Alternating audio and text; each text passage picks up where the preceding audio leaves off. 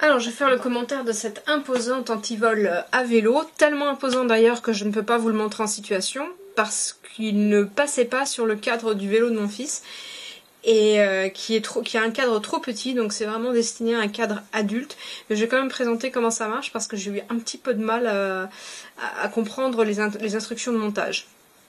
Malheureusement, j'ai pas eu l'occasion de le monter, mais j'ai bien compris le principe quand même. Alors, on a cet énorme bestiau qui pèse quand même la bagatelle de 1,5 kg. Donc on a le support qui est ici, qui va venir se fixer sur le cadre du vélo, et pour ça on peut avoir si besoin des adaptateurs qui vont se glisser à l'intérieur en fait, et qui vont permettre de régler en fonction de l'épaisseur du cadre en fait, hein. Voilà, on a deux adaptateurs de taille différentes, on a les vis de fixation, et ça peut se fixer sur un cadre, mais il va falloir que le cadre, comme c'est indiqué sur la zone de montage, laisse quand même pas mal de marge de fonctionnement.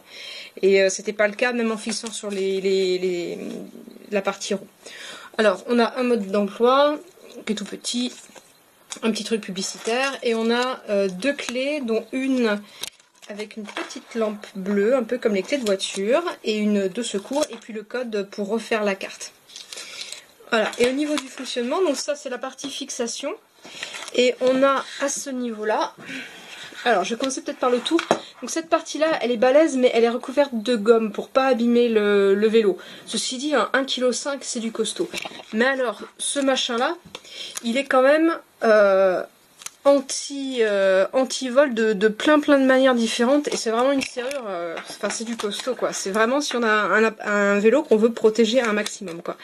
Donc là on ouvre le petit clapet, on met sa clé, on tourne, et là hop, la partie en métal ressort, on entend, hein. C'est pas du léger, et on peut sortir cette partie là, donc on va voir un petit peu mieux du coup. Hop, on remet, on tourne la clé, ça marche nickel. Ça marche nickel. En fait, le seul inconvénient, c'est qu'il va falloir d'abord s'assurer que ça aille sur son vélo. Autrement, c'est un monstre. C'est vraiment balèze, et il y a plein de... Enfin, c'est vraiment du costaud. Avec ça, on se fera pas voler son cadre, en tout cas.